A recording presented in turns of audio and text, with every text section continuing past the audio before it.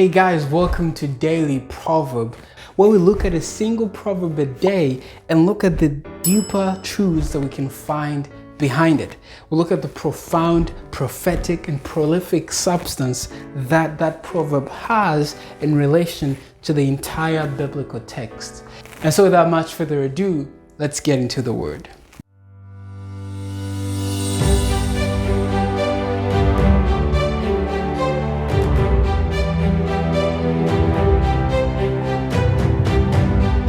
Today we're in Proverbs 21 and we're just focusing on verse number 1.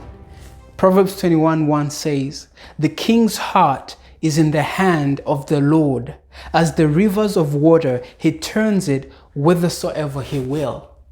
Now at first glance, reading this text sounds like God is the one who controls everything that happens on earth. And he's behind the scenes pulling the strings, making people do what they don't want to do. But a deeper study of the Bible, because you have to consider scripture with scripture, compare line upon line, and see how things connect and see the underlying harmony. But before we get into the explanation, let's look at the illustration given here that expounds more on what God does with kings.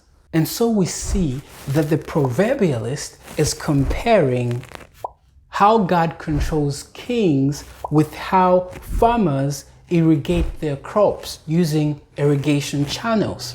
And the way irrigation channels are constructed is in such a way that you can control where water goes and where water doesn't go. As you can see, all these different channels that are still in use today, and particularly was well known in Egypt, where you had the Nile River, which spread into different basins and watered and irrigated. But as a farmer, you had the ability to close where water goes and to open where water goes. And the same way God controls kings. In the same way, the king's heart is in the hand of the Lord. As the rivers of water, he turns it wheresoever he will. And so the things that happen on earth are not without God's knowledge. In fact, the things that happen on earth are not without God's intervention. And that is not to say that God is the cause of all things that happen on earth, in that we would say that God causes kings to kill, or God is the one who caused World War I and World War II. No, that's not true. God turns the hearts of kings only when they are willing to listen to him. And we find that concept in Ezra chapter 1 verse 1, which says, "Now in the first year of Cyrus, king of Persia, that the word of the Lord by the mouth of Jeremiah might be fulfilled, the Lord stirred up the spirit of Cyrus, king of Persia, that he made a proclamation throughout all his kingdom and put it also in writing." What God does is not force people. God stirs up the mind of a person. God puts a thought in the heart of the king, and the king decides if he wants to obey or not. Now, the king may choose to obey, which is fine, like Cyrus here chose to obey God and commanded that the people of Israel build the temple. He commanded the temple to be rebuilt. But what if the king denies? Well, what happens when a king denies? He is then destroyed. Because the kingdoms of the earth, when they do not serve God's purpose, they are destroyed. Because everything was created by God and for God. Because we read in Colossians, I believe, that all things were made by him and all things for him. And so if something does not serve God a purpose, it is soon destroyed. To appreciate the beauty of this concept, let's look at Daniel chapter 2. In Daniel chapter 2, we see this great image that's made of a head of gold, arms and belly of silver, belly and thighs of bronze, legs of iron, feet of iron and clay. And a stone is cut out without hands and crushes the entire image. This is a dream that King Nebuchadnezzar had. He was a king and God gave him a dream to show him that God is the one in control of the destiny of this world.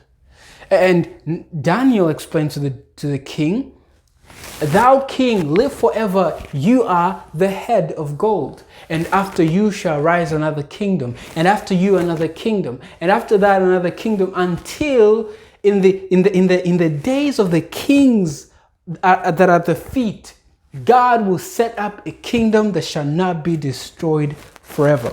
We learn a very powerful concept that all need to hear in Daniel chapter 2 and verse number 21. Daniel 2:21 says, "And he changes the times and the seasons. He removes kings and sets up kings. He gives wisdom unto the wise and knowledge to them that know understanding."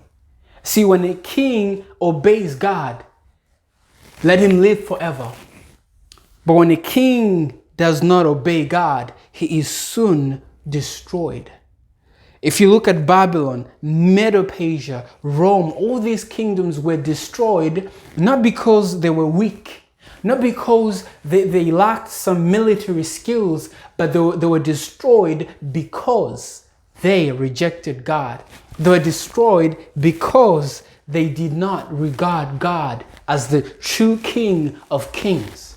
And so in a kingdom, a country, a place, a city, whatever you call it, if it denies God, if a kingdom rejects God, it is soon destroyed.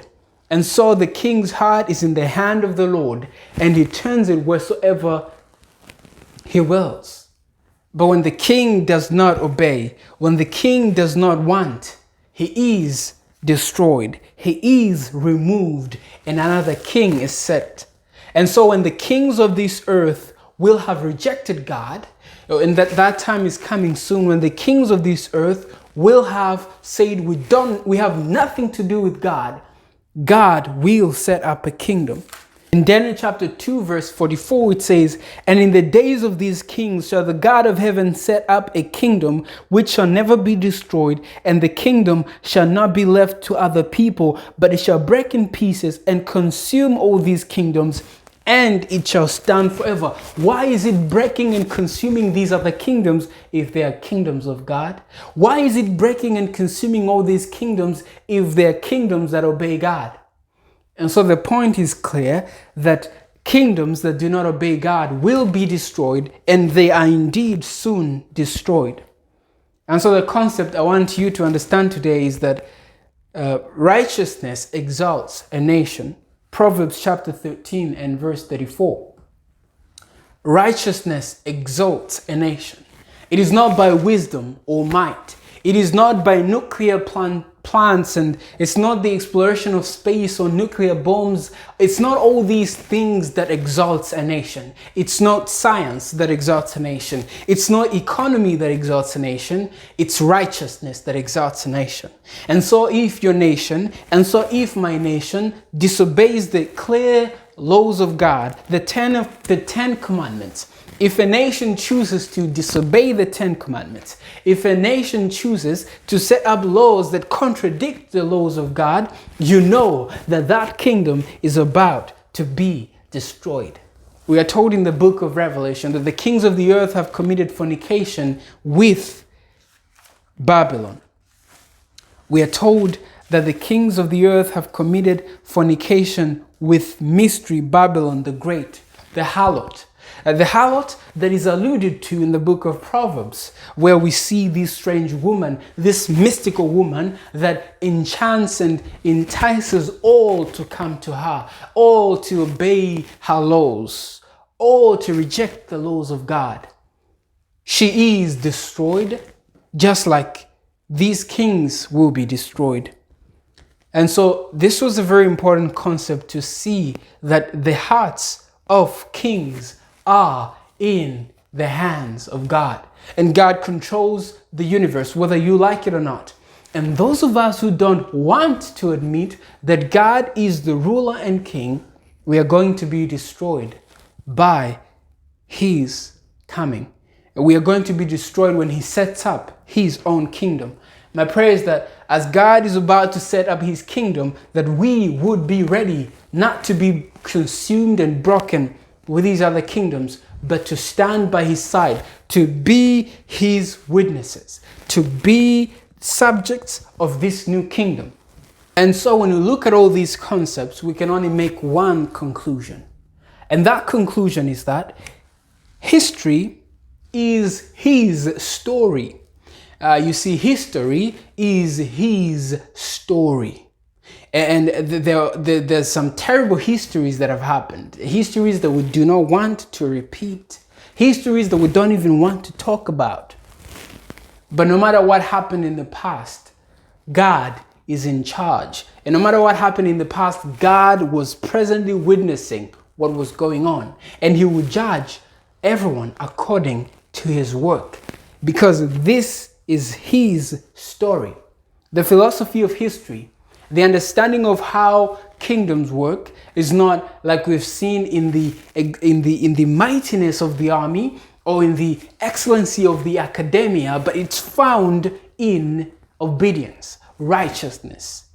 And so with that we close, and I hope that you are going to be blessed as we continue to look in Proverbs 22. Friends, thank you so much. If you enjoyed this proverb, be sure to give me that thumbs up and subscribe to this YouTube channel, like this Facebook page, follow me on this Instagram, IGTV. That's a cool name, right? Follow me on IGTV as well. If you're watching on IGTV, you can also do the same. Follow, like, comment. Let me know what you think.